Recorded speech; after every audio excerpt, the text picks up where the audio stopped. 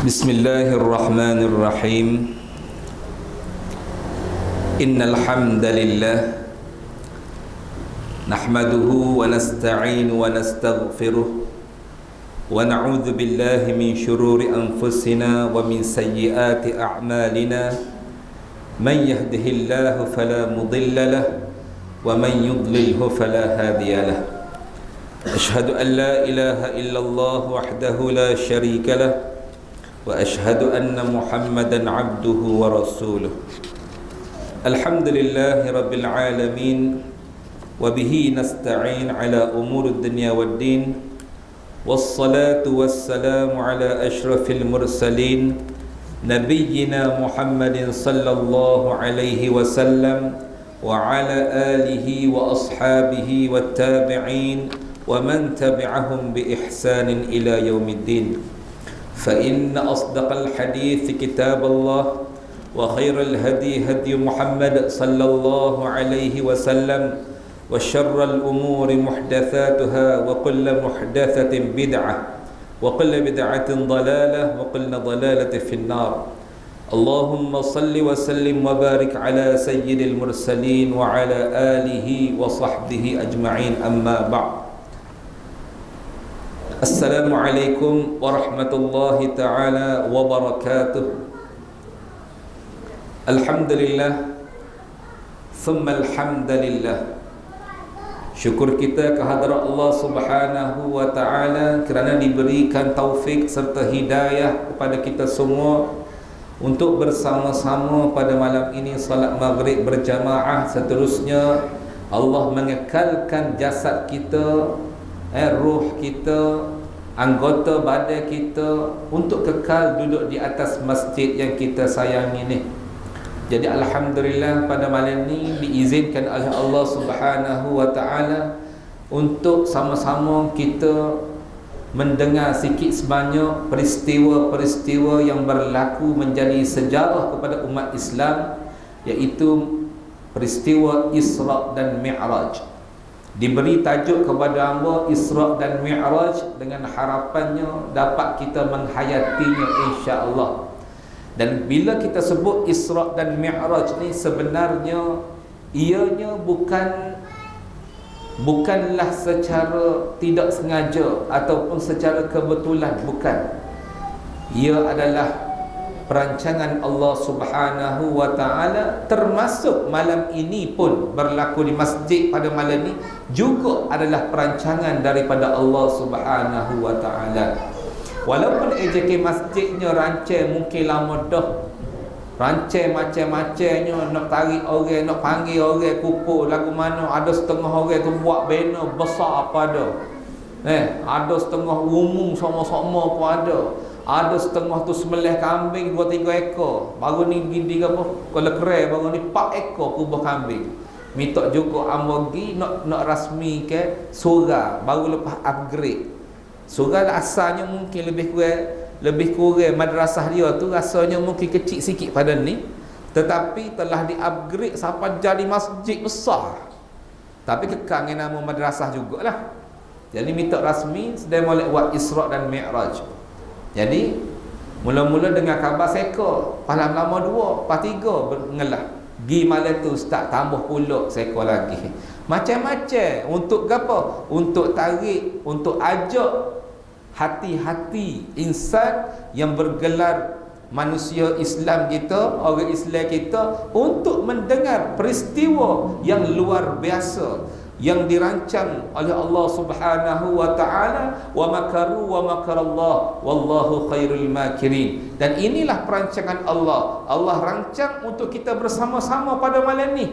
Dulunya Allah rancang pada ketika kali pertama hamba mari di masjid ni, dak tanyanya Ustaz Yi kita saat ni kata rupa-rupanya 5 tahun lepas berasa sepa baru je mari. 5 tahun dah kena taufik. Mula-mula kena dak sini. Siapa ke taufik ni pergi ke pondok tu kenali beberapa kali, telefon ada masalah sikit telefon, WhatsApp apa WhatsApp. Cuma 2-3 bulan ni berkali 4-5 bulan dah tidak WhatsApp mana. Ada 5 tahun dah. Rupa-rupa cepatnya masa berlalu. Alhamdulillah kenal lagi masjid. Tak atas location pun siapa sebenarnya insya-Allah. Tapi ustaz takut-takut tak siapa. Tapi wa makaru wa makarallah wallahu khairul makirin. Sebaik-baik perancangan hanyalah perancangan daripada Allah Subhanahu wa taala. Walaupun kita reka setara mana hebat pun, kalau Allah Taala tak izin maka tak akan berjaya, tak akan berlaku. Begitu juga peristiwa Isra dan Mi'raj. Isra dan Mi'raj ni, bukan Rasulullah sallallahu alaihi wasallam makan angin. Bukan Rasulullah sallallahu alaihi wasallam pergi jalan, tak.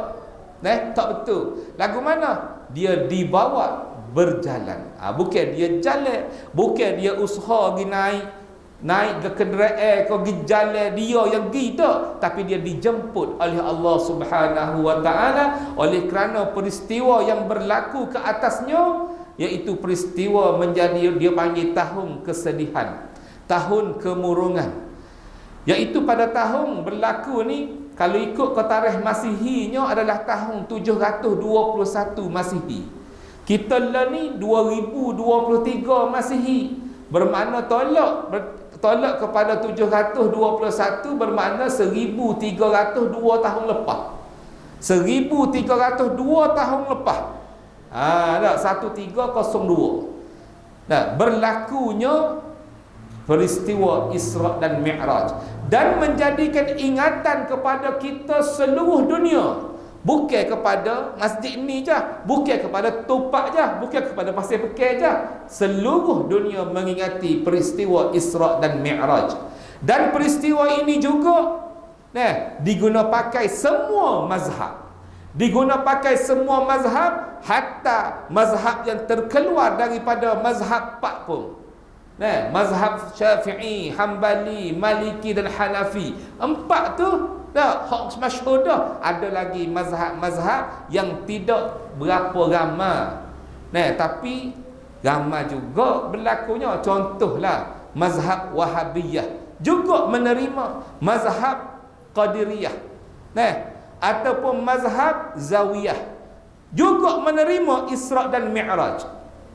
Cuma macam-macam yang dibawa hadis dan sebagainya. Apa yang paling penting kita kena tahu, peristiwa Isra dan Mi'raj adalah satu peristiwa yang Allah Subhanahu wa taala nak hiburkan hati Rasulullah sallallahu alaihi wasallam. Yang mana Rasulullah sallallahu alaihi wasallam sebelum pada nak hibur tu, nak bagi tahu bahawa Isra dan Mi'raj adalah dia panggil termasuk daripada mukjizat Rasulullah sallallahu alaihi wasallam. Dalam banyak-banyak mukjizat yang dikumpulkan, katanya para ulama mengumpulkan mukjizat Rasulullah sallallahu alaihi wasallam iaitu melebihi daripada 1200 jenis mukjizat Rasulullah. Seramai nabi yang diutuskan oleh Allah Subhanahu wa taala ke atas muka bumi. Nabi ni 1200 lebih nabi. Cuma Rasulullah adalah akhir para rasul dan akhir para nabi. Tak ada dah tiba-tiba tubik polok. 2-3 tahun lepas tubik polok nabi di Malaysia kita geger masuk khabar. Tu karut dah tu. Sebab apa? Sebab sudah pun dibuat pengumuman bahawa Rasulullah adalah akhir para nabi dan akhir para rasul. Okey. Dan banyak-banyak mukjizat yang paling masyhur ataupun mukjizat nombor 1, kategori duduk nombor 1 ada berlaku di seluruh masjid. Surah pun ada, sekolah madrasah pun ada. Apa dia? Al-Quranul Karim. Itulah mukjizat yang utama, ranking pertama. Bagi pelik tapi tak ditengok juga. Bagi pelik tak dibaca juga. Bagi pelik tak say belajar. Baca buat gapo? Mari hok besok tengok semua, hari-hari tengok. Pas minggu, pas bulan debu situ. Pak kalau buka pula temu bulan puasa pula. Munggu puah nak pergi mana pun puah. Nak pergi pasar Ramadan pun awak dah lagi. Nak tidur ke mau tidur banyak dah lah sekali buka jugalah. Dah bukalah Quran boleh juga pahala. Letih kerana letih. Ada juga lagu tu. Tapi tak apalah. Sekurang-kurangnya dapat juga. Paling-paling tidak pun tak apa. Alhamdulillah. Sekurang-kurangnya. Tapi kita kena tahu bahawa mukjizat nombor satu dari sisi Allah Subhanahu Wa Taala adalah Al-Quranul Karim. Manakala Isra' dan Mi'raj adalah mukjizat yang kedua, ranking kedua. Ranking kedua dah. Dalam mukjizat Isra' dan Mi'raj ni adalah berlaku dua benda sebenarnya. Isra' dan Mi'raj. Kita yang panggil Isra' Mi'raj sebenarnya dua benda yang berbeza. Isra' bermaksud perjalanan Rasulullah dijemput oleh Allah Subhanahu Wa Taala daripada Makkatul Mukarramah ke Baitul Maqdis. Itu adalah Isra' baru. Mi'raj adalah daripada Baitul Maqdis naik ke langit. Langit demi langit sampai menghadap Allah Subhanahu Wa Taala. Itu Mi'raj. Jadi peristiwa ni berlaku apabila berlakunya kerana tahun yang berlaku Rasulullah sangat sedih. Tahun kesedihan baginda Rasulullah sallallahu alaihi wasallam. Sedih sebab apa? Ada peristiwa yang menyedihkan Rasulullah, iaitu peristiwa 2+1. Speaking sekali-sekala. Mula apa saya pakai ni dengar khabar kuat speaking. Dengar khabar. Wallahu a'lam. Yang kena speaking sikit-sikit. Dia kata tak standard ustaz, tak ada speaking sikit abuk, kena speaking sikit. 2+1. Nombor satu apa dia? Number one. Nombor satu. Number one. Apa dia? Berlaku peristiwa yang menyedihkan Rasulullah sallallahu alaihi wasallam adalah kematian ataupun kematian orang yang Rasulullah sangat-sangat sayang, iaitu Abu Talib. Kenapa Rasulullah sayang? Kerana Rasulullah sallallahu alaihi wasallam menganggap Abu Talib sebagai ayah kandung dia sendiri. Tak kurang sikit abuk pun. Sebab apa? Sebab dia tak ada ayah. Dia lahir, ayah tak ada dah.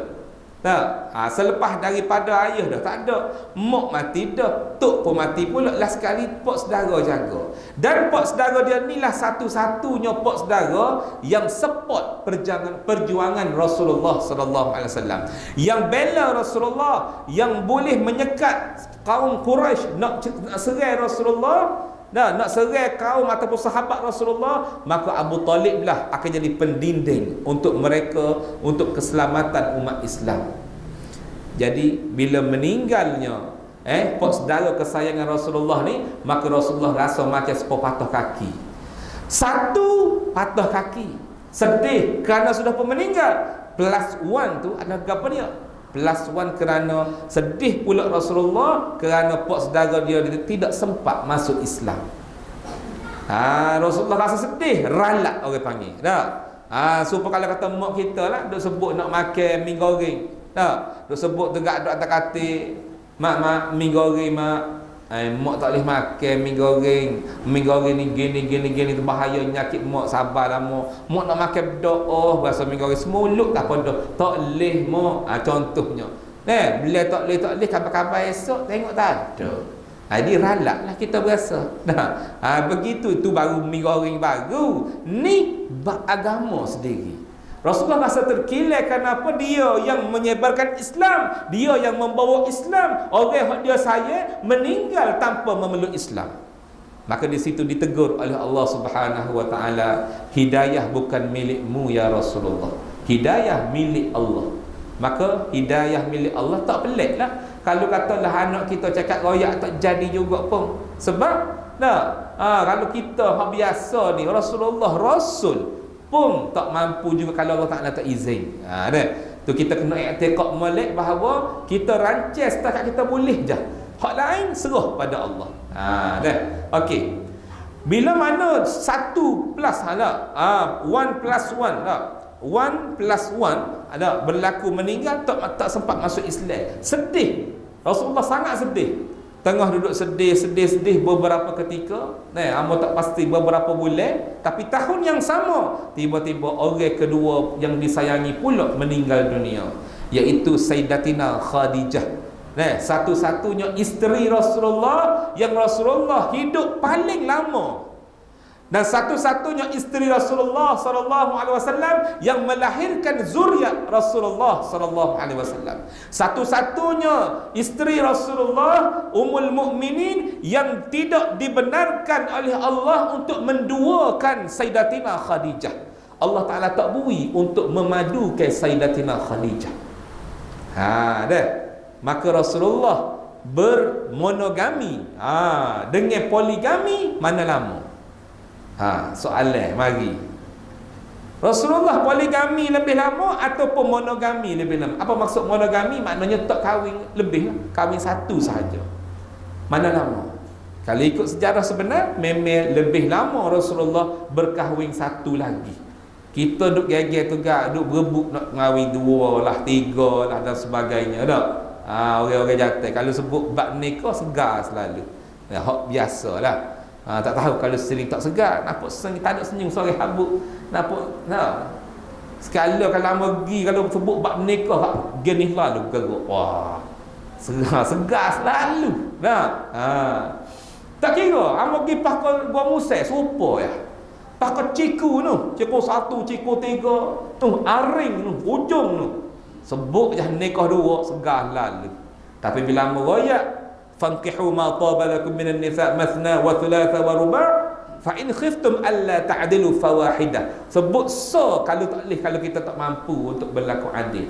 Bapa Rasulullah tidak kahwin dua. Adakah Rasulullah tak boleh berlaku adil dengan Sayyidatina Khadijah? Tidak. Nak rayaknya kahwin 2, 3 dan 4 bukanlah sunnah yang digalakkan.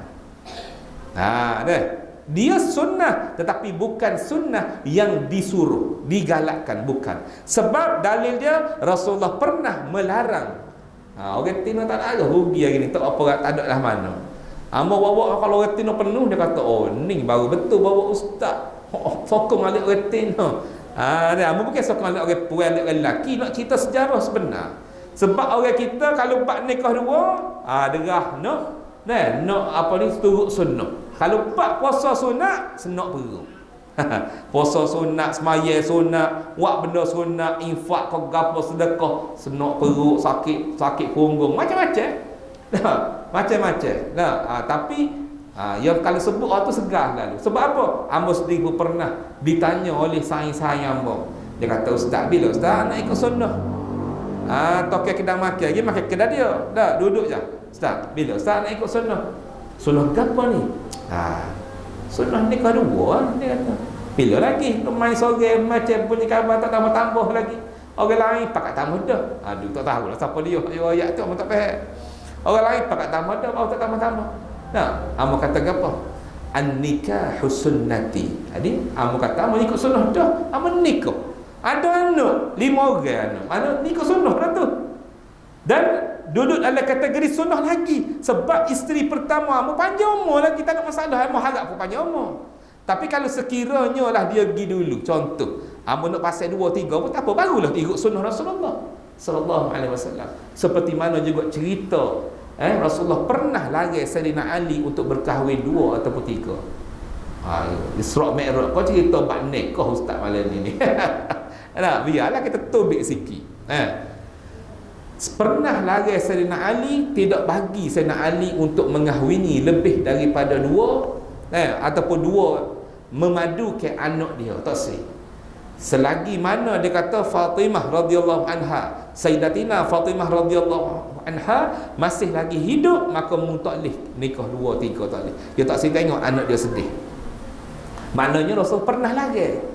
Jadi maknanya benda tu jangan kita duk bergaduh berasa sunnah. Banyak lagi sunnah lain. Habis kita situ. Satu-satunya isteri Rasulullah sallallahu alaihi wasallam yang sangat banyak berkorban harta, benda, jiwa, raga, meninggal di tahun yang sama. Dan dekat meninggal, sedih Rasulullah sedih. Tiba-tiba tahun tu juga berlaku juga pak saudara dah meninggal dah. Lepas tu Sayyidatina Khadijah pula meninggal. Tengah sedih-sedih saat ni, maka perkembangan Islam agak orang panggil agak kurang, agak lesu sikit. Agak perkembangan ni orang panggil apa, kurang aktif lah. Kurang aktif sikit sebab Rasulullah sedih. Dia ala kata sedih, sama murung, sama. Maka ketika itulah orang Quraisy pun start tekan nak perang Rasulullah dan sebagainya. Maka Rasulullah pun ambil keputusan untuk keluar, untuk berhijrah, untuk nak segangi pergi jalan. Tu baru dia jalan. Baru betul-betul Rasulullah jalan mana? Rasulullah pergi ke Taif untuk mendapatkan perlindungan dan mengembangkan Islam. Dan ketika tu di Taif, raja di Taif pun support, walaupun tidak Islam tetapi tidak marah pada orang Islam. Tapi Rasulullah duduk sana pun lebih kurang juga. Sebab apa? Tu sebab makhluk sahaja, makhluk yang ikhtiar. Kalau Allah tak izin maka tak akan berjaya. Walaupun nak ubati diri sendiri pun. Maka Rasulullah rasa duduk sana pun murung juga. Maka Rasulullah SAW tarik balik, turun kembali ke Makkahul Mukarramah.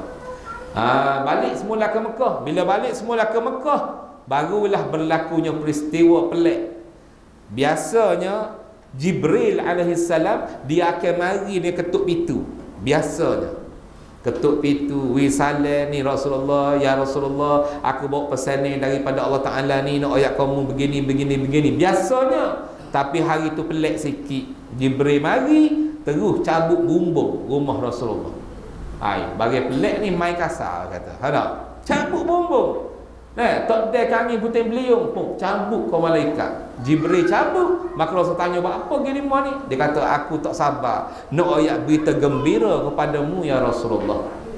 Kamu telah dijemput, Allah menjemput kamu untuk menghadap dia sendiri secara langsung, bukan secara mimpi. Kalau mimpi komang benar lah. Sebab kita juga mimpi, kita duduk rumah nak pergi Mekah, mimpi mata 10 minit sampai pada Mekah. Kata kalau mimpi, Rasulullah bukan mimpi, betul-betul jasad dia sendiri dijemput untuk menghadap Allah Subhanahu wa taala. Maka Rasulullah sallallahu alaihi wasallam diceritakan akan menaiki burak dan sebagainya, ada kenderaan yang laju. Maka Rasulullah SAW bersedia nak pergi. Malaikat Jibril kata, sabar, tunggu dulu, aku kena cuci dulu hak dalam. Maka ketika itulah Rasulullah dibedah untuk kali yang kedua. Kali pertama ketika kecil. Maka kali kedua adalah ketika sebelum Isra' dan Mi'raj. Malaikat belah dada Rasulullah secara zahir, bukan secara batin. Ada juga tutup bomo kita belah batin, dia kata. Supaya Nabi dia kata. Supaya malaikat Jibril belah dada Nabi. Ada Nabi dibelah secara zahir. Sebab apa?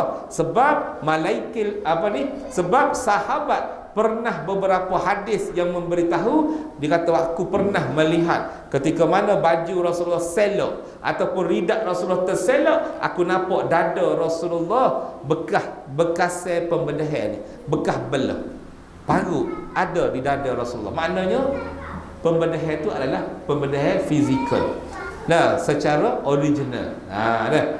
Maka selepas daripada sesal, basuh hati, buai dan sebagainya, maka nak naik burak. Nak naik burak ni sejenis binatang lebih kurang serupa dengan kuda, tetapi diberitahu ada sayap. Itu sebabnya stesen minyak ia nama pasal burak, ia bubuh kuda, ada gambar kuda ada sayap. Ada sayap. Bagus juga. Mana sekurang-kurangnya nak mengingatkan peristiwa Islam kita. Support jugalah orang Islam kita buat tu tak. Kalau orang non-Muslim tak akan buat stesen minyak burak, mesti orang Islam. Boleh katakan gitulah kemungkinan, amal tak pasti tapi rasa-rasa. Jadi Rasulullah SAW naik burak. Ketika awal burak pun tak berapa nak pergi naik. Sebab apa? Sebab dia ni orang nak naik dia hanya orang hebat-hebat je. Orang calek-calek tak boleh naik dia. Jadi dia tak kenal Rasulullah. Dia pergi buat gelenok tubuh. Gelepar gelenok tak boleh Rasulullah naik. Malaikat kata, mu tak kenal ni. Mu tak kenal ni. Ni Rasulullah. Rasulullah ni bukan orang biasa. Ni Rasul akhir zaman, akhir ketua kepada Rasul. Maka naiklah Rasulullah SAW bersama dengan malaikat Jibril. Kelajuan burak dikatakan kelajuan sama dengan cahaya. Sebab apa? Katanya ulama dalam hadis Rasulullah SAW bahawa burak ini sendiri dibuat daripada cahaya. Tu sebab dia laju. Jadi Rasulullah naik dia perjalanan daripada Makkahul Mukarramah ke Masjidil Aqsa memakan kilometernya, kalau tengok daripada map adalah sejauh 1470.3 kilometer. Jauhnya. 1400. Kalau kita pergi balik Kuala Lumpur 4 kali baru sama berkali. Lebih kurang 3 kali lebih. 3 kali baru sama. Jauhnya. Tapi sekejap Rasulullah naik. Dan dalam perjalanan Rasulullah sallallahu alaihi wasallam, Rasulullah dipertontonkan banyak sangat peristiwa-peristiwa. Banyak sangat peristiwa-peristiwa dalam perjalanan Isra' saat ni. Kalau hamba nak cerita belaka, memang tak usah kata berjaya ni bunyi lah. Pukul 10 malam pun tak habis lagi. Tak habis lagi, panjang. Jadi hamba malam ni hamba sambung poin-poin yang hamba nak baca tempat lain. Hak saat ni sama berlaku lagi. Ni baru start hamba nak sambung. Baca tempat hak Isra' Mi'raj hak lepas. Hak lah mana? Pasir Putih tak? Pasir Putih. Dalam berapa hari tak ingat. 4 hari lepas. Jadi malam ni kita baca part 2 ni kira ni. Selepas dia tu gapo dia lagi.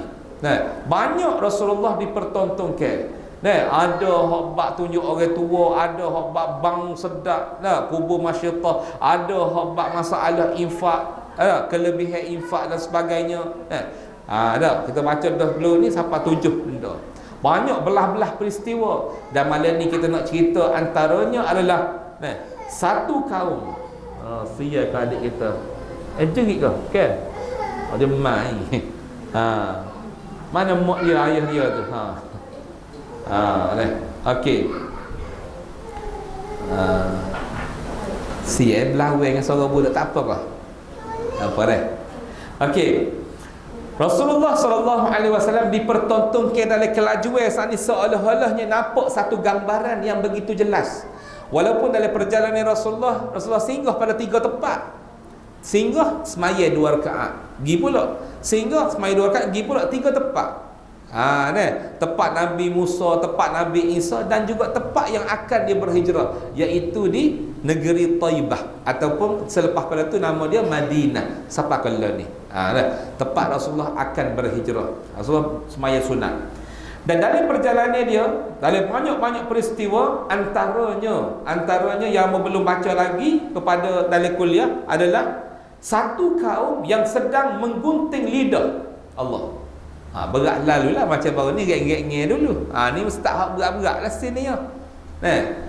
Satu kaum sedang menggunting lidah. Dia gunting lidah, tubik balik lidah.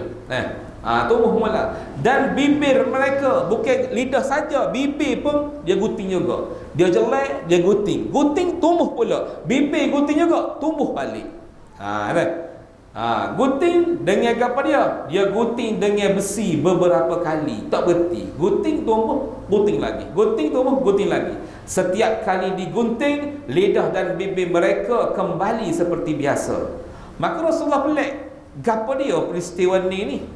Lidah dengan bibir gunting. Lepas tu gunting pula, tumbuh, gunting pula, tak berhenti-berhenti. Maka Rasulullah paling kepada nak ayat sek-sek gapo dia ni. Rasulullah Allah Ta'ala seksa semua orang lagu ni. Lagu mana? Maka bila paling kepada Jibril pun faham dah. Rasulullah nak tanya apa dia.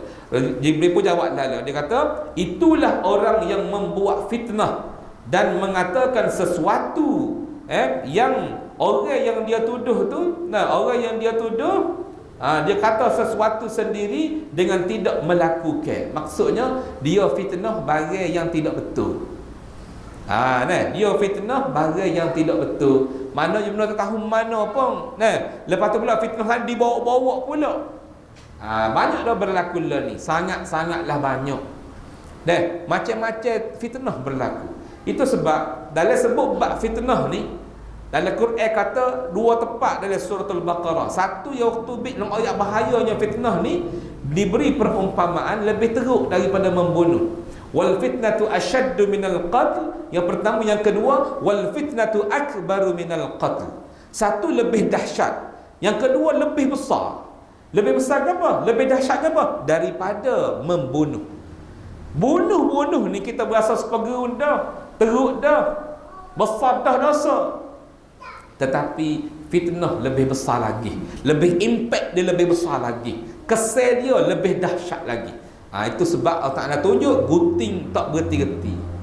Gunting tepik menolong sakit, gunting pula tumbuh pula, gunting pula tak berhenti-henti. Dengan apa? Dengan gunting daripada neraka. Bukan gunting daripada pisau, gunting yang kita tahu dunia ni dak, gunting daripada gunting yang dia daripada neraka, berapi pula. Jadi bahayanya. Jadi fitnah ni, bila tersebut fitnah, ada salah satu tajuk yang amal bawa kalau apa ni, kuliah umum. Kuliah perdana ke kuliah umum, biasa membawa tajuk fitnah akhir zaman. Fitnah akhir zaman, banyak berlaku fitnah. Tidak kira fitnah daripada benda yang zahir ataupun benda yang batin. Sama ada benda yang pernah berlaku sungguh ataupun tidak, dia ditambah-tambah dan sebagainya. Tapi fitnah yang masyhur, yang paling berbahaya fitnah akhir zaman adalah satu fitnah yang Rasulullah SAW lebih bimbang daripada Dajjal. Biarlah goyak sikit mana. Sebab nanti ni tak ada goyak lagi belum ni. 5 tahun lepas hang tak bawa tajuk tu. Ada satu peristiwa yang mana satu ketika tu selepas Rasulullah SAW bercerita tentang Dajjal kepada sahabat. Dia cerita kepada Dajjal, maka Dajjal ni bila sebut cerita Dajjal, maka sahabat gerung. Bila sahabat gerung, takut sahabat ni, maka sahabat ni semua duk kecek lepas pada belajarnya Rasulullah SAW. Duk lepak sama sendiri, duk kecek, bimbel kawan Dajjal lagu mana, zaman mana, zaman cucu kita kau zaman anak kita, berat Dajjal ni, bawa sesak begini. Bimbel dalam keadaan tengah bimbel, Rasulullah dengar perbualan sahabat dia tengah takut bimbel pada Dajjal, maka Rasulullah pun mencelah satu hadis keluar pula. Ana min ghairi Dajjal akhwafu alaikum min ad-Dajjal, katanya Rasulullah. Ambo, kalau bahasa Kelantan ambo lah. Kalau standard saya lebih bimbel daripada Dajjal. Ada satu golongan yang aku lebih bimbel daripada Dajjal. Maka sahabat kejut, sebab yang paling gerung, yang paling takutnya Dajjal. Baru ni geger. Di Yahudi tu, orang duk sambut, tutup muka, mari kerana boleh buat sihir dan sebagainya, katanya Dajjal dah. Cuma tak tahu Dajjal asli ke Dajjal palsu. Sebab dalam hadis Rasulullah SAW, Dajjal sebelum keluar Dajjal betul, Dajjal palsu akan keluar sebanyak 30 orang. 30 orang pakat mengaku nak jadi Dajjal belaka. Jadi Dajjal berebut nak jadi Dajjal. Ilir juga Dajjal ni pakat berebut nak jadi. Kalau katalah berebut nak jadi ulama, boleh kira tak ni berebut nak jadi Dajjal, tapi pokok Yahudi lah. Tapi dalam keadaan gerung-gerung Dajjal ni, katanya Rasulullah, ada satu golongan yang aku lebih bimbang daripada Dajjal. Maka sahabat tanya, wa ma huwa ya Rasulullah, siapa dia mereka Rasulullah? Rasulullah pun, sahabat lain pun tanya, man huwa ya Rasulullah, siapa dia tu ya Rasulullah? Sebab Rasulullah sebut golongan. Tapi sahabat ni faham, bila Dajjal ni sore, mana gati dia pun sore juga. Rasulullah kata ada mereka. Bila sebut mereka, siapa dia mereka ya Rasulullah? Maka Rasulullah pun jawab, qala ulama usu, ulama jahat. Ulama jahat lebih bahaya daripada Dajjal lagi. Siapa dia royak? Bukan hamba royak, Rasulullah sendiri royak. Lebih bahaya pada Dajjal. Sebab apa? Sebab dengan pakaian ulama dia, dan sebab dengan ilmu yang dia ngaji, dengan title yang digelarkan orang alim, maka orang boleh terpukau dengan kata-kata dia. Ramai orang follower dia panggil lah ni pun ramai berlaku. Cuma nak kenal ulama betul dengan ulama jahat ni lagu mana? Amo builah sikit untuk orang pasal bekal ni, tak hak mana hadir ni tahu lebih kurang ciri-ciri kumpulan ulama usul. Ciri-ciri kumpulan ulama usul ada beberapa ciri, tapi yang paling penting adalah seolah-olahnya mereka ni mengubah ayat Allah Subhanahu wa taala. Ayat Allah apa dia? Ya'muruna bil ma'ruf wa yanhauna 'anil munkar. Orang Kelantan panggil amal ma'ruf nahi munkar. Nah, orang besuk panggil amal ma'ruf nahi munkar. Betul. Jadi menyuruh membuat perkara baik dan melarang membuat perkara yang maksiat ataupun tidak baik. Nah, melarang buat benda tak baik. Betul. Itu ayat asal. Tapi seolah-olahnya dia upah. Walaupun dalam kalam dia tidak upah dia raya. Dia pun memang cegah juga. Ubah lagu mana? Seolah-olahnya ayat saat ni telah diterbalikkan. Ya'muruna bil ma'ruf dia tukar ya'muruna bil munkar wa yanhauna 'anil ma'ruf. Dia cegah benda-benda baik. Apa sahaja benda-benda yang baik, yang comel, yang molek, maka dia akan lari. Dia akan cegah. Sebab apa? Dia bawa hadis, dia mari bawa hadis wa kullu muhdatsatin bid'ah wa kullu bid'atin dalalah wa kullu dalalatin finnar. Dia kata setiap benda-benda baru tu semua, dia kata sebab kullu tu semua maksud.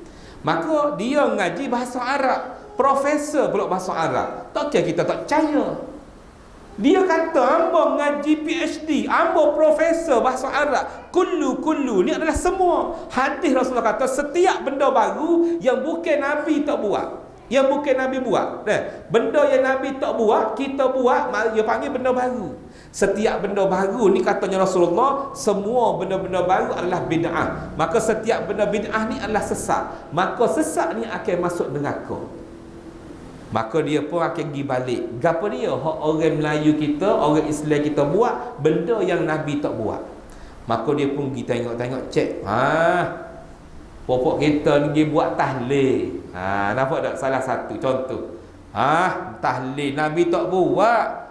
Apa pergi buat tahlil lepas orang mati? Ni contoh ni. Dia pun lari. Tahlil ni buat tahlil bid'ah. Bila bid'ah maknanya dalalah, sesat. Maka sesat masuk neraka. Dia pun kembali balik, dia ambil putus, ambil hak ujung, masuk neraka. Siapa tahlil lepas daripada orang mati masuk neraka. Tak pelik kita dengar. Budak-budak pun pelik. Sebab apa? Sebab yang kita sebut bukan kita sebut qasir. Mambang kuning, mambang merah, mambang api. Supaya kita apa? Pendekar berjalan apa? Bukan lagu tu. Kita sebut la ilaha illallah, membesarkan Allah. Tapi dia kata masuk neraka. Pelik ya serah. Itu antaranya contoh. Ataupun pergi kubur tak boleh, maulid tak boleh, semua tak boleh belaka. Inilah antara ciri-ciri ulama usul. Sebab apa? Sebab dia terbalik ke ayat. Setiap benda baik dia sekat. Atas alasan dia kullu saat ni. Sepatutnya kullu saat ni ditengok dulu dalam bentuk usul fiqh ataupun ilmu mantiq. Dalam ilmu usul fiqh, kullu ni ada dua maksud. Satu dia panggil kullu jami', yang kedua kullu majmu'. Satu bermakna kullu ni semua.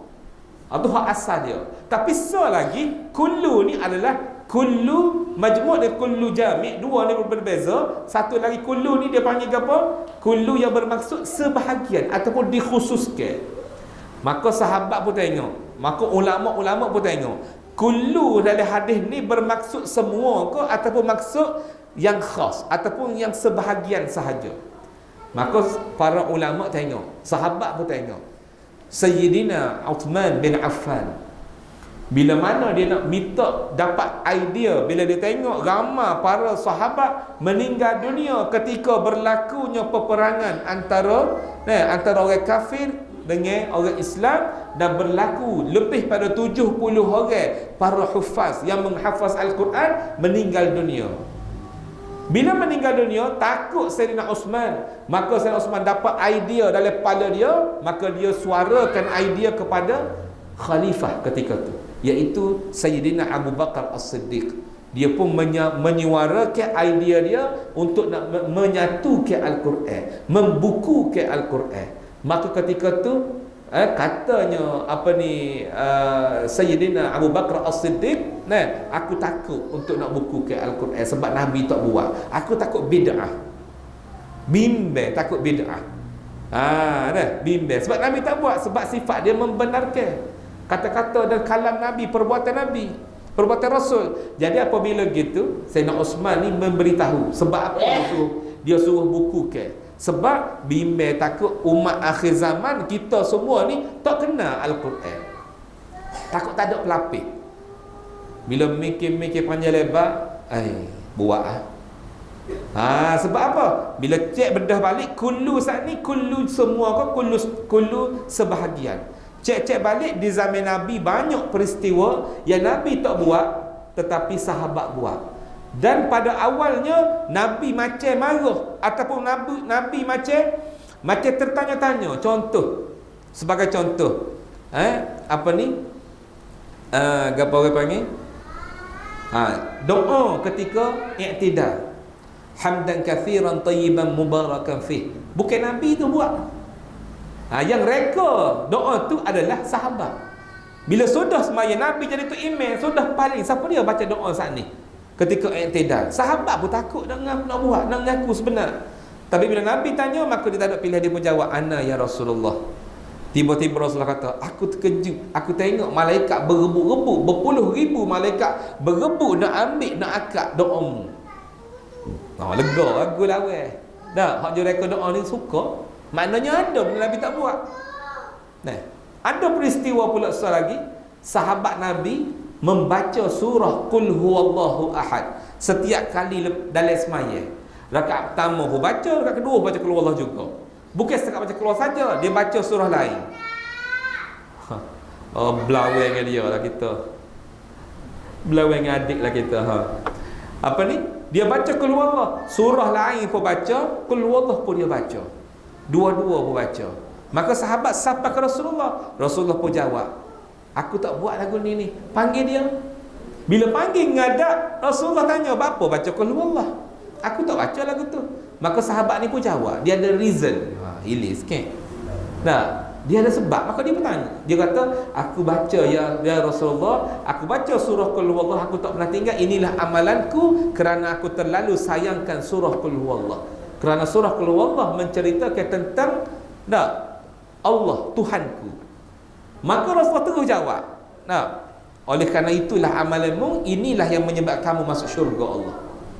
Sebab utama masuk syurga. Maka makna Rasul tak marah, benda baru. Maka sahabat berfikir, kullu tu bukan bermaksud semua. Tapi orang lain ni dia terus sekat ya, benda tak betul, benda Nabi tak buat. Ada orang dia tengah zikir malam boleh pergi. Hamba tengok sendiri ni. Zikir ke apa? Zikir ni. Dia berkata, dah zikir ni ambil mana? Baru nak ambil mana? Nabi buat kan tak? Jadi kapan-kapan kena Nabi buat dulu. Nabi buat dulu barulah boleh apa ni buat dah. Gitu dah. Jadi benda tak betul. Tu antaranya. Jadi nak bab fitnah akhir zaman, benda fitnah paling besar adalah fitnah Dajjal. Fitnah Dajjal adalah fitnah yang paling besar sekali. Sebab apa? Sebab Nabi suruh doa. Wa min fitnatil masihid dajjal, suruh doa sama. Okey, Isra dan Mi'raj kita ambil sikit lagi dah. Okey. Antaranya apa ni yang dipertontonkan kepada Rasulullah sallallahu alaihi wasallam. Dia nak perhati boleh sekut beres lah dia. Pandai Taufik. Bagus. Okey. Jadi dipertontonkan oleh kepada Rasulullah sallallahu alaihi wasallam, antaranya lagi ialah satu kaum mencakar muka dan dada mereka. Bukan setakat muka, dada pun dicekar. Mencakar ni cekar bahasa Kelantan tak? Berau cekar ni. Dada pun habis. Cekar habis, bergaluh berdarah habis. Cekar dada, cekar muka, dengan kuku tembaga. Kuku dia dibuat daripada tembaga, nak suruh tajam. Allah Ta'ala sengaja buat. Sebab apa? Sebab ada sebab dia. Maka Jibril terus paling royak kepada Rasulullah, itulah orang yang memakan daging manusia dan menjatuhkan maruah orang. Gapa dia makan daging? Bermaksud mengumpat. Inilah dosa orang yang mengumpat. Orang yang mengumpat dan menjatuhkan maruah pula, mencela, iaitu menghina orang. Cari peluang nak hina orang, cari peluang nak ngumpat. Jadi orang ni di neraka seksa akan cekar muka dia sendiri dan akan cekar dada dia. Ni peristiwa berlaku dari hadis ni. Kita cerita semua ni adalah daripada hadis-hadis Rasulullah sallallahu alaihi wasallam. Antaranya lagi nombor 10, seekor lembu jantan yang besar keluar daripada lubang yang sempit. Lembu besar tubik ke lubang sempit dan nak masuk semula dalam lubang tu. Nak masuk semula tapi tak dapat dimasukinya. Kerana apa? Tak boleh masuk lubang tu balik. Sebab apa? Sebab kecil. Sanilah lubang. Dia daripada lembu besar tubik ke lubang kecil, nak masuk semula tak boleh, tak lepas. Jadi pelik Rasulullah bagi pelik-pelik belaka, dipertontonkan belaka. Jadi bila lagu tu Rasulullah paling kepada malaikat Jibril pun jawab, inilah dia kata orang yang bercakap besar, iaitu bertakabur. Orang yang takabur, kecek besar, kemudian menyesal. Kecek besar, lepas tu menyesal. Allah, menyesalnya tapi sudah terlambat. Gitu.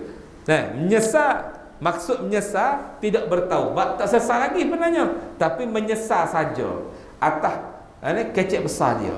Maka Allah Ta'ala tonton lagu tu. Ni na'udzubillah. Yang seterusnya nombor 11, seorang perempuan dengan dulang yang penuh pelbagai hiasan. Duduk bawa tali, dulang ataupun tali dengan penuh pelbagai hiasan, bagai cincin, gelar, emas, comel-comel lah, permata dan sebagainya. Rasulullah sallallahu alaihi wasallam tidak mempedulikannya, tak cara. Nampak bawa emas, sodule nampak. Rasul tak cara. Orang tak tahu je. Tiba-tiba kata Jibril peraya, itulah dunia. Jika Rasulullah sallallahu alaihi wasallam memberi perhatian kepadanya, nescaya umat Islam akan mengutamakan dunia daripada akhirat. Rasul sendiri dia minta pelik dah tengok tak cara. Dia mari sini dengan lagu mana? Bukan kata dunia, orang puan ni pula ni dengan penuh, dengan bawa barang perhiasan cantik comel rasa, dia sendiri pun comel. Dengan perhiasan diri dibawa pun comel, dia sendiri pun orang tengok comel. Rasulullah tengok, Rasulullah tak cara. Maka inilah dunia nak ayat. Kalau Rasulullah pilih, maka umat Rasulullah akan pilih dunia. Ini simbolik dah.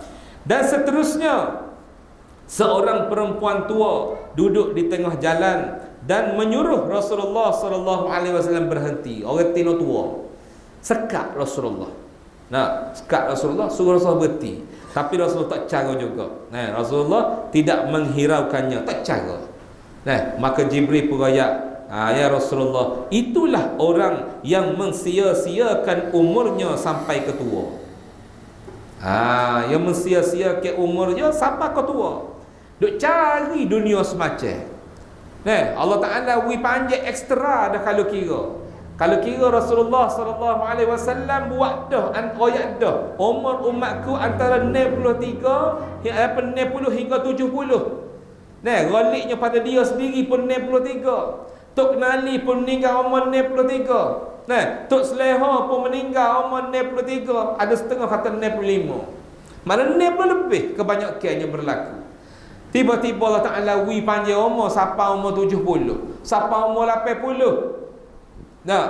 Duk main dah lagi, duk main haji lagi. Gi haji duk pun duk main haji kedai kopi lagi. Banyak berlaku. Kalau kira tak nak extra dah. Ni siapa kau tua duk fikir nak cari duit semacam tak habis-habis. Ada juga nak cari duit, nak cari harta. Walhal abu ingat saya yang beroyak, dia kata gapo RM ni kaki empat dia kata. Kita kaki dua. R dua kaki, M dua kaki dia kata. Kita kaki dua, RM tu kaki empat. Kalau kita duk kejar RM, dia kata kejar duit, tak akan dapat dia kata. Tidak akan sudah, tak akan puas. Tidak akan puas. Biarlah kita buat satu benda, dia kata biar kita kaki dua tapi RM kejar kita. Soalnya kaki empat dia kejar kita. Maksudnya nilaian, pahala dan sebagainya. Ada yang tengok ada seorang hamba Allah, founder produk lah, buat bisnes online, kenal lah, rapat dengan hamba, berjaya lah. Rumah dia tu memang mahligai, ada kolam, ada apa, segala kereta ada belakang. Muda lagi tu mudah pergi adik benar ke hamba. Baru je jumpa petang mari, duk buang-buang dengan dia. Jumpa. Ada belaka dah. Kalau kira mewahnya gapo, lepas tu balik duk kampung tenang. Apa ni, buat rumah comel, tenang dah. Kalau kira tak ada masalah gapo dah lah. Balas sikit-sikit suami isteri tu biasalah. Dia seorang mari cari hamba, bila balas dengan bini mari cari hamba. Masalahnya orang puan dia, masalah paling besar pada dia, mari tanya, telefon ke mana nak buat lah, ke mana sesat, kita pergilah jalan lebih-lebih kurang tolong dia. Ada mari jumpa depan rumah 3-4 kali mari ikhtiar sesat. Bila balas boleh anak sorang. Bila balas boleh anak sorang. Bila balas tu. Baru boleh pula yang keempat. Tapi yang peliknya dalam keadaan gitu, dia jadi macam supaya bila produk dia dah laku, laju apa semua bisnes online, tak ada masalah, income dia boleh dalam ratus ribu dah sebulan. Tak sampai juta lah, ratus ribu sebulan. Tanpa apa orang panggil, tanpa pergi ada apa orang panggil tok guru apa hak bayar bulan-bulan ni, apa orang panggil macam motivator. Tak ada motivator yang pergi dia bayar yuran tak boleh. Ramai juga orang founder ni membayar kepada sifu dia tiap-tiap bulan 10,000 sebulan, ada 5,000 sebulan, bayar semua tak boleh untuk guide ke dia punya perjalanan ni, takut salah.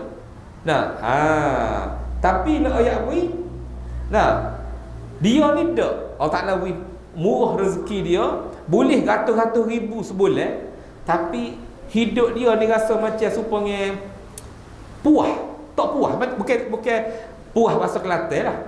Boring. Tak tahu nak buat gapo. Pergi mari tak buat gapo. Bini duk cari online, anak nak buah hak bahagian sales, bahagian marketing duk kerja. Bahagian packaging, bahagian gerak, tapi hak si suami tak tahu nak cari gapo. Lah kali bincang dengan bini ke lagu mana, berhijrah ke luar, ke gapo ke Bangin. Ke Kuala Lumpur lah, berhijrah ke sana dan tak tahu nak pergi mana pun, dan pergi duduk rumah sewa. Dengar khabar lah Allah Alam, duduk rumah sewa, tak tanya molek, duduk rumah sewa, rumah apartment ke lagu mana, pergi duduk rumah dia hak mahlika comel-comel tu, jadi cari orang duduk sekong itu baru buat sewa, cari buat homestay lah gapo. Kat homestay dalam kampung tidak berapa orang carilah mana, tapi tak apa, enggak tak ada hotel dah kalau kira. Tapi dia ni rasa tak puas, nak koyaknya tak puas. Lelaki kalau pun tak tahu buat gapo puasa elok. Lah kali buat sewa kereta lah pula, terang bisnes baru.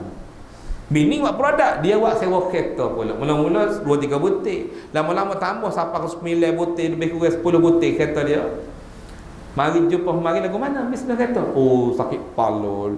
Lebih sakit kepala daripada balas dengan bini polo. Hak balas dengan bini teruk dah.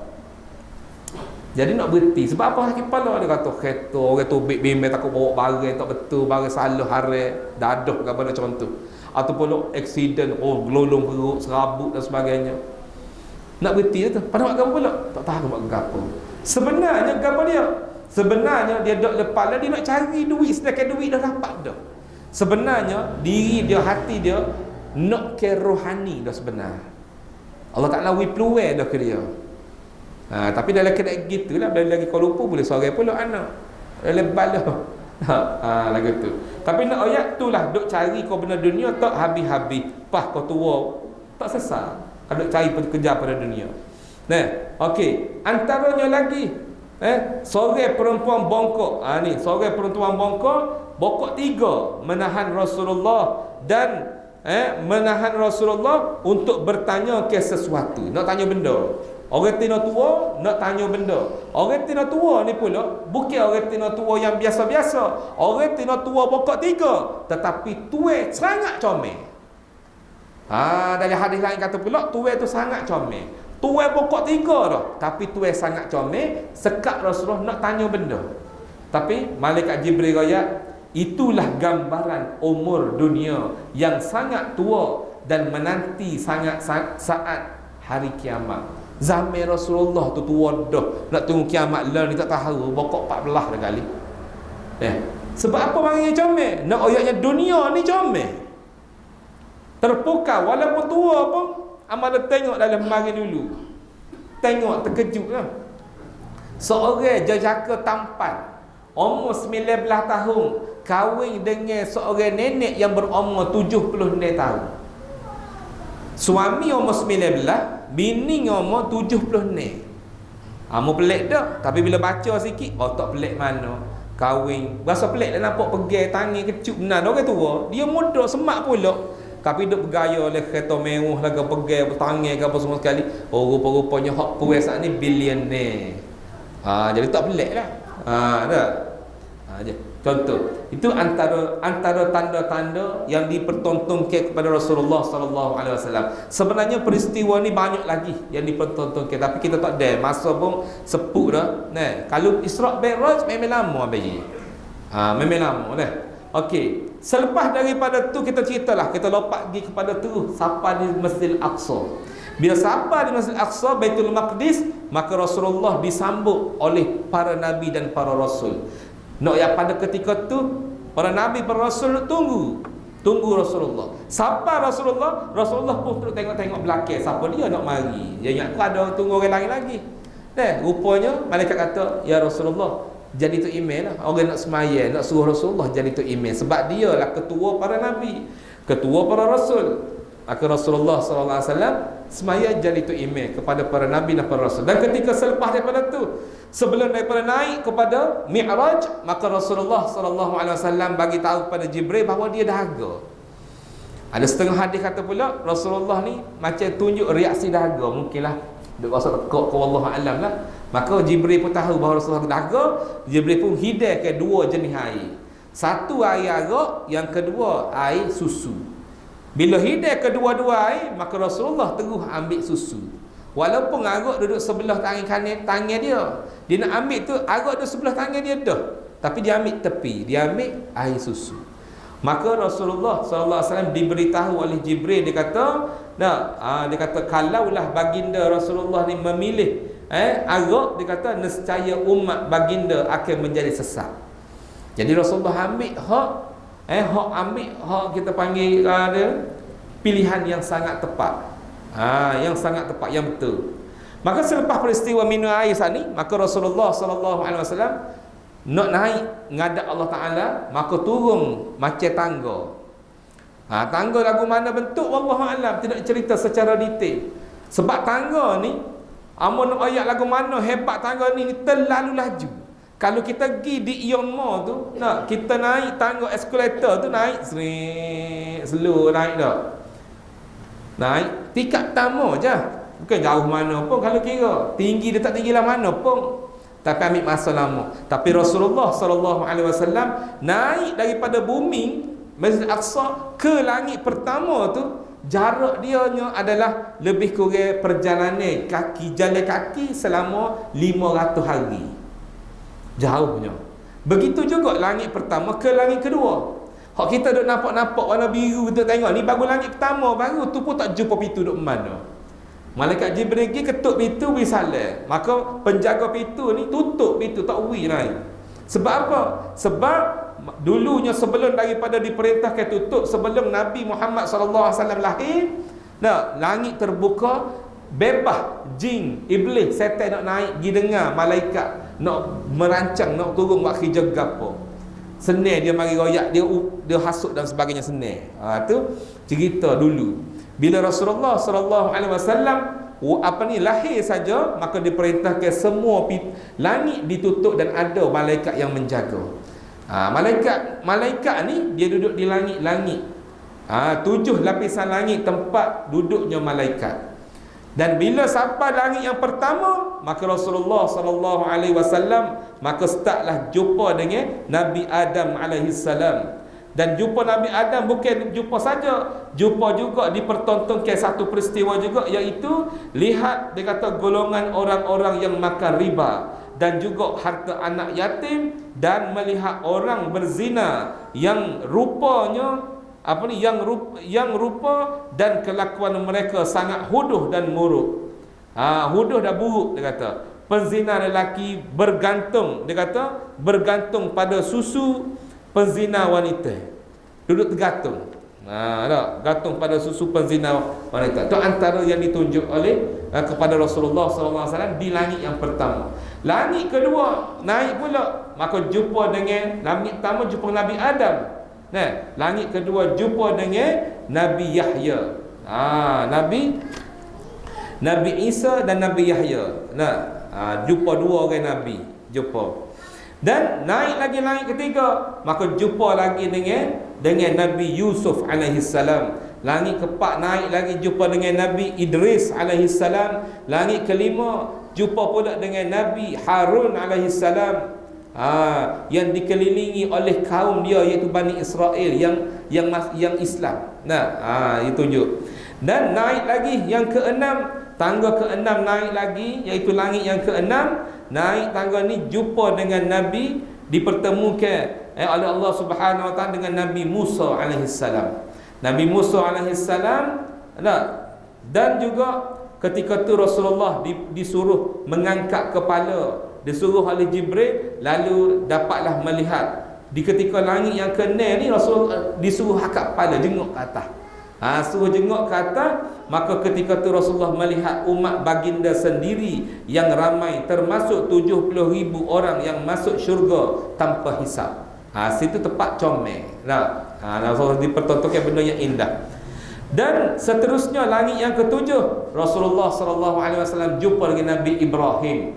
Dan bila jumpa dengan Nabi Ibrahim, Nabi Ibrahim yang juga sedang bersandar di Baitul Ma'mur dan dihadapi dengan beberapa kaumnya. Dan kepada Rasulullah, Nabi Ibrahim AS bersabda, Nabi Ibrahim bagi tahu, dikau akan berjumpa dengan Allah Ta'ala pada malam ini. Umatmu adalah umat akhir, adalah umat akhir umat, dia kata. Adalah akhir umat dan terlalu dhaif, lemah, terlalu lemah kita ni. Maka berdoalah untuk umatmu, suruhlah umatmu menanam tanaman syurga. Tanaman syurga kepada dia, la ilaha illallah. Suruh banyak la ilaha illallah. Tu tanaman syurga tu, katanya Nabi Ibrahim. Nabi Ibrahim suruh kita buat tahlil banyak. Kita sebab buat tahlil sikit, bid'ah.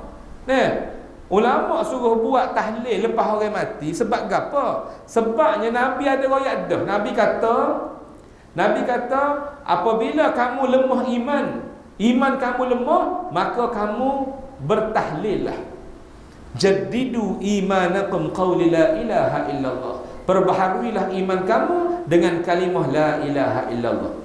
Kalau kata kita nak baru iman. Jadi ulama tengok bila berlaku kematian, ramai umat Rasulullah akan sedih. Kadang-kadang sedih sebab kematian, kita sendiri sedih sebab isteri mati, suami mati, atau anak mati, tok mati, nenek mati. Tak pelik lah kalau dia sedih. Tapi kadang-kadang berlaku juga kesedihan ni adalah kepada orang ramai. Orang kampung tu sedih juga. Lagu mana? Lemah iman juga. Sebab apa? Duduk kecek, Allah, nyanyi pok mak, siapa dia lah nak goreng kering dia pula. Sekala bini dia nak goreng, mati dalam mukjah. Contoh, mati dalam mukjah sianya kau lah pok mak. Siapa nak basuh baju dia pula. Duk tupai rusing. Sedangkan Allah Ta'ala ni maha perancang semuanya. Tak ada hal ni, tak ada rancang pula. Kalau bukan tak balik anak tak balik, kau anak saudara mari jaga, mungkin tiba-tiba orang mari buat kira bini. Contohnya, macam-macam lah tu kerja Allah Ta'ala. Tapi bila lemah iman, maka ulama suruh kita baru iman dengan kalimah la ilaha illallah. Tu kena baru la ilaha illallah. Mari-mari tengok Nabi tak buat. Setiap benda kena Nabi buat dulu. Salat atas masjid tak boleh. Banyaklah tak bolehnya. Hak baru ni pula kata tahlil. Tahlil la ilaha illallah ni katanya Ustaz Muhaddir Joy. Bagus Ustaz Muhaddir Joy. Comel dah ni ayat hamba dengar pun Allah. Suka kita dengar. Cuma dia tak royak lah siapa dia, untuk guru dia yang suruh baca. Dia kata guru saya pesan, dia kata, pastikan, dia kata kita ni bertahlil untuk diri kita, hayat hidup kita biarlah melebihi 70,000. Bukan dia kata jangan melebihi 70,000. Dia kata biarlah melebihi 70,000. Maknanya sekurang-kurangnya 70,000, biar lebih. Mari kau puak-puak ni dia buat video pula, dia royak kata, bapa ada bilangnya 70,000, Nabi tak buat barang bid'ah. hak ni tak betul, barang tak betul berlaku dan sebagainya. Amun mikir logik akal masa tu mikir apa soalan 70,000. Kebanyakan orang tarikat pun memang berzikir la ilaha illallah, astaghfirullah 70,000, la ilaha illallah 70,000, Allahumma salli ala sayyidina Muhammad 70,000. Itu orang tarikat pun memang berzikir lagu tu. Maka dalam keadaan itu hamba pujilah Ustaz Muhadjir dalam ucapan dalam kuliah hamba. Dalam kuliah hamba alhamdulillah tak beranilah. Tak ada lagi lah buat video nak rak hamba setakat ni. Jadi bila berlaku lagu tu pula, Allah Ta'ala izin jumpa dengan anak murid kepada anak murid Tok Kenali. Mak dia mengaji dengan Tok Kenali dan kata mak dia mungkin kena ingat ni Tok Kenali pesan. Ni Tok Kenali suruh ni jangan kurang pada 70,000 kali kita seumur hidup kita tahlil la ilaha illallah. Maknanya amal Tok Kenali juga 70,000 ni la ilaha illallah. Jadi sebelum baru ni tak ada royak siapa dia. Jadi ramai orang buat 70,000. Antaranya Tok Kenali juga buat juga 70,000. Jadi lepas hamba royak tu alhamdulillah tak ada orang ni rak. Tak ada orang ni kata tu Tok Kenali berapa ngaru apa tak ada. Setakat ni alhamdulillah tak temu lagi. Hak orang kata kau Tok Selehong ke, orang kata kau Tok Kenali ke tak ada. Dok kata kau hak imam, hak mana hak dia nak kata, hak jauh-jauh, hak lama-lama, hak tidak dikhabarkan tentang karamah. Tidak dikhabarkan. Contoh Imam Syafi'i, Imam Maliki, Imam Hanbali, ada karamah dia, tapi orang tak cerita. Sebab apa? Sebab dia duk bawa ilmu yang dia nak sapa pun tak ada nak habis nak cerita. Tak ada habis kita nak ngaji ilmu fiqh, ilmu tasawuf, ilmu akidah, tak ada habis pun kita ngaji. Jadi nak cerita bab karamah pula tak ada. Maka manusia kita ni dia boleh bercerita tentang karamah ni sebab orang lain je royak. Kalau hak Imam Syafi'i, Maliki, Hanbali jauh, terlalu jauh dah. Putus sanad orang tak kecek dah bab karamah. Tapi kalau orang kecek bab karamah Tok Kenali, bab karamah Tok Selehong, bab karamah Tok Janggut contoh. Tetapi tu sebab hamba duk perhati tak ada orang nak erat. Orang nak tolak, orang nak kata kepada Tok Selehong atau Tok Kenali tak ada. Setakat hari ni hamba tengok. Jadi hamba jawab gitu alhamdulillah barulah berhenti. Dah. Okey. Jadi habislah ceritanya Nabi Rasulullah sallallahu alaihi wasallam jumpa dengan para nabi, jumpa dengan para rasul dan juga jumpa dengan Allah Subhanahu wa taala. Kita lompat terus naik kepada tangga yang ke-10. Langit 7 je, tapi selepas 7 langit tu ada lagi tangga ke-8, tangga ke-9, lalulah sekali tangga ke-10 barulah ngadap Allah Subhanahu wa taala. Bila ngadap Allah Subhanahu wa taala, maka ketika itulah Rasulullah mendoakan untuk umat dia. Maka sebelum kata nak doa tadi, tiba-tiba Allah Taala terus bui selalu ibadah, satu-satunya ibadah dalam banyak-banyak ibadah dalam syariat kita, semaya saja yang diberi direct oleh Allah Subhanahu wa taala secara live berdepan. Adapun ibadah lain semuanya ada perantaraan, sama ada malaikat dan sebagainya. Ada direct juga, tapi direct bukan cara zahir. Hak lain. Ada perantaraan dan sebagainya. Tapi semaya Allah Taala beri mula-mula 50. Memang tak mampulah kita nak buat. Betul lah. Sebab apa? Bila turun balik ke bumi, jumpa dengan Nabi Ibrahim. Nabi Ibrahim kata tak mampu nak buat. Naik balik, minta kurangnya Allah. Allah pun kurang 45. Turun pula tak boleh. Naik pula. Turun naik. 9 kali turun naik. 9 kali. Turun naik. Last kali barulah sapa. Lepas pada 10 naik pun lagi. Allah Ta'ala kata apalah kalau gitu 5 sudahlah. Sayangnya Allah Ta'ala ni. Tapi walaupun 5 fardu sehari semalam, tetapi pahalanya akan dapat 10 kali ganda setiap waktu. Maknanya dapat 50 juga. Kita semayang dapat markah 50 kali ganda juga. Itu sebab semayang waktu ni, semayang fardu ni, pahala dia lebih besar daripada pahala semayang sunat. Itu sebab semayang fardu wajib kita qada, dan setengah ulama kata tak sah pun ada semayang sunat kalau fardu belum habis qada. Tapi yang masyhur ataupun ijma' kata apa? Nak semayang sunat boleh, tetapi tak dapat pahala. Macam sia-sia, tak dosa. Boleh je, tak ada masalah, sah sembahyang, tapi tak dapat pahala. Sebab apa? Sebab tergantung pahala dia selagi mana ada lagi hutang dengan Allah Subhanahu Wa Taala. Nak ayatnya besar pahala sembahyang sembahyang waktu, sembahyang fardu. Tu sebab zaman Tok Kenali yang ingat anak-anak murid dia ayat, Tok Kenali takwi. Hak mana banyak lagi tak habis qada, takwi sembahyang tarawih. Suruh qada dulu.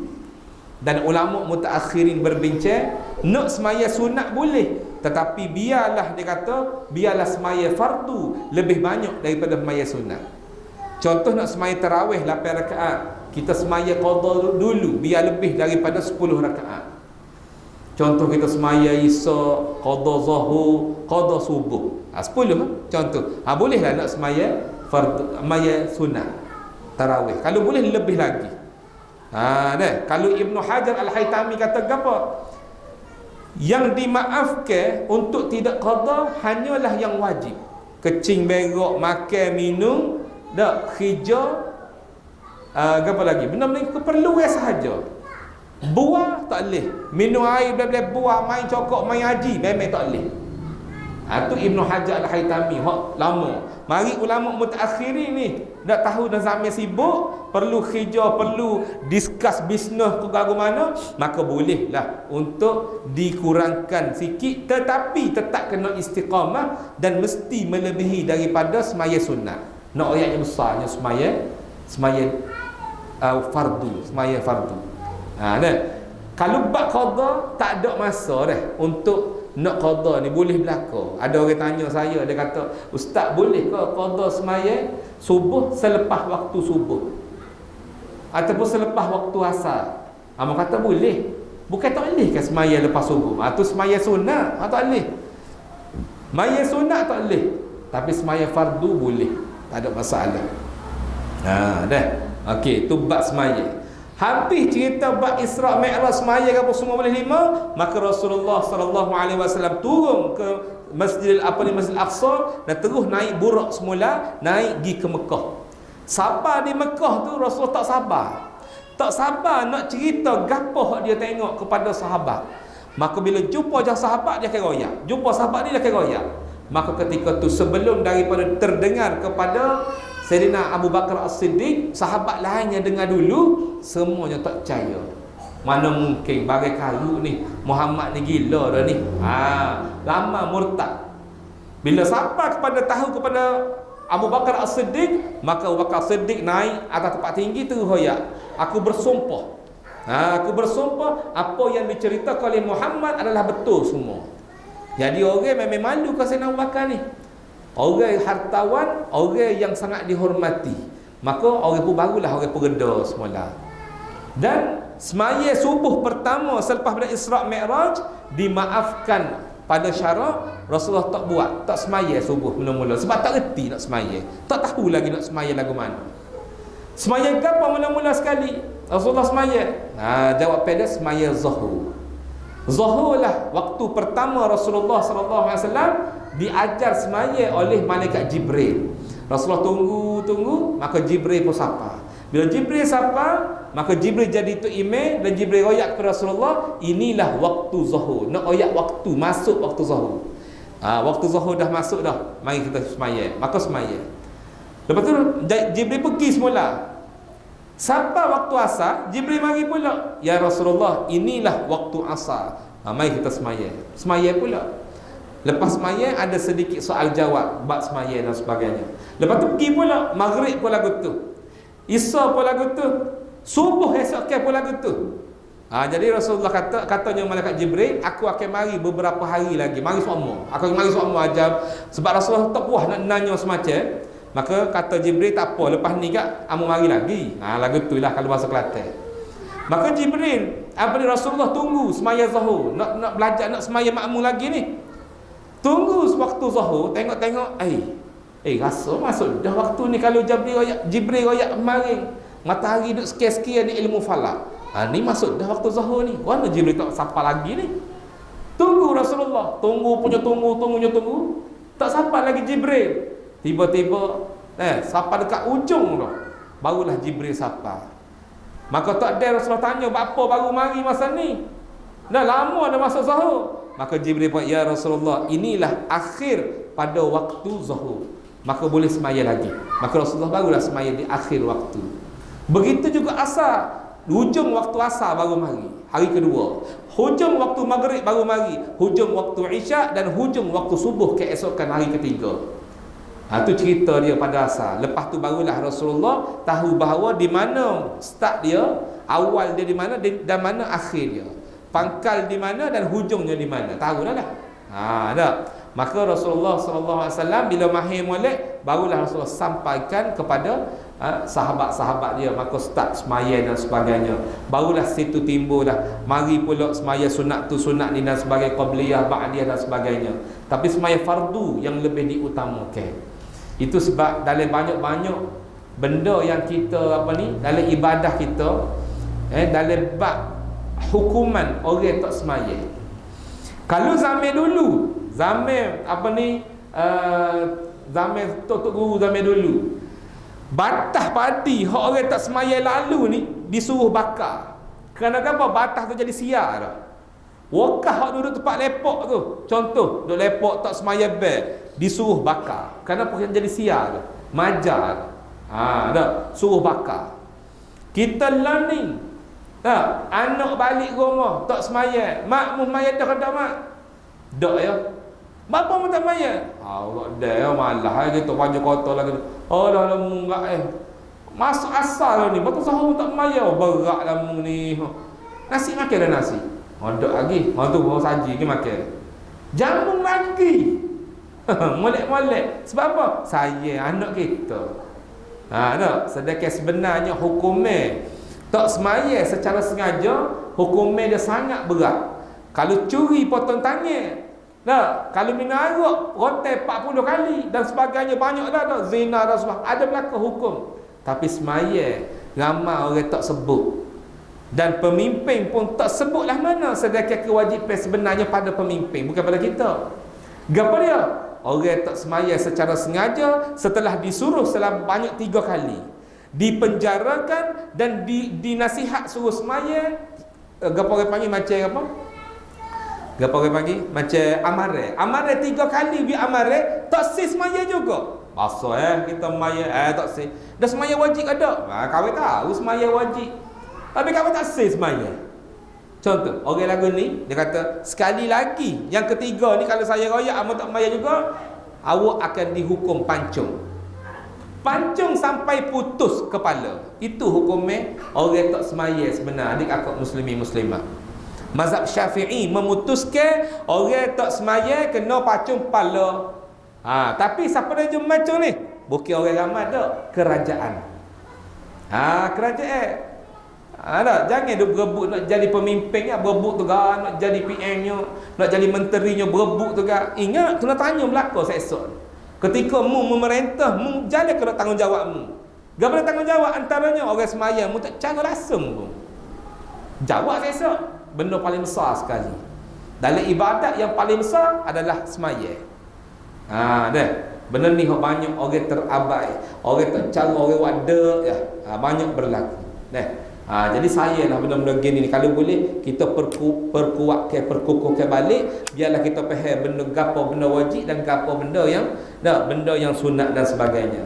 Insya-Allah. Jadi ke atas kita ni benda yang paling kita yang wajib ataupun wajib kita belajar adalah 3 perkara yang wajib kita kena tahu. Nombor 1, fiqh.